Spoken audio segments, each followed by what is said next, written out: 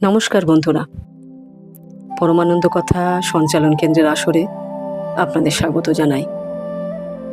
আজ দোকানে এসেই দেখলাম সবাই যেন কেমন চুপচাপ। মনে হচ্ছিল প্রত্যেকেই যেন কোনো গভীর চিন্তায় ডুবে আছে।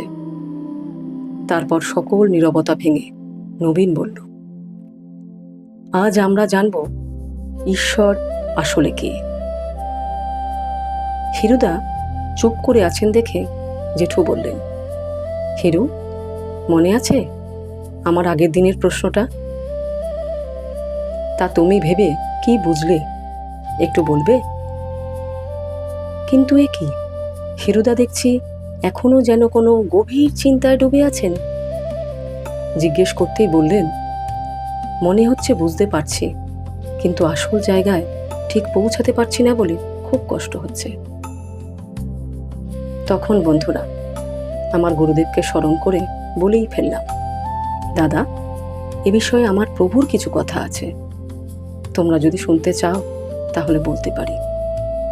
হিরুদা বললেন, এতে আবার এত সংকোচের কি আছে, বল না, শুনি।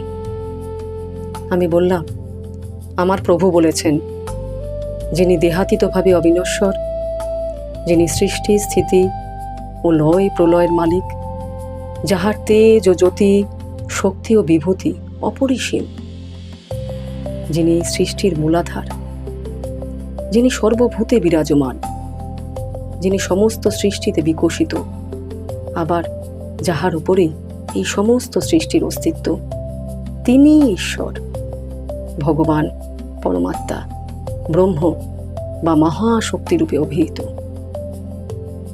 প্রভুর সেই কথাগুলো শুনে হিরুদার মুখটা যেন উজ্জ্বল হয়ে উঠল।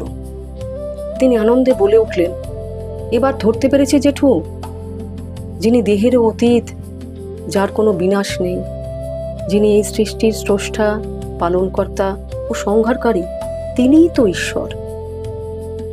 রিজু বলল, এই সৃষ্টির মূলেও রয়েছেন তিনি। সর্বভূতে ও সমগ্র জগতে ঈশ্বর ছাড়া কেউ নেই। এই জগৎ তার তেজেই তেজমান, তার জ্যোতিতেই জ্যোতির্ময়, আর তার শক্তিতেই শক্তিশালী। এই এক পরম সত্যকেই কেউ বলেন ঈশ্বর, কেউ বলেন ব্রহ্ম, আর আমি বলি সর্বশক্তিমান। নবীন আনন্দে বলে উঠল, জয়, সর্বশক্তিমানের জয়।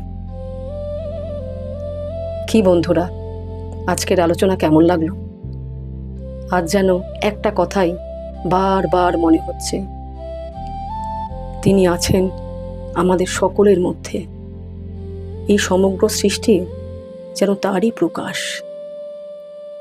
তাহলে বন্ধুরা, এই সুন্দর অনুভূতি হৃদয়ে নিয়েই আজ বিদায় নিচ্ছি। ভালো থাকবেন। নমস্কার।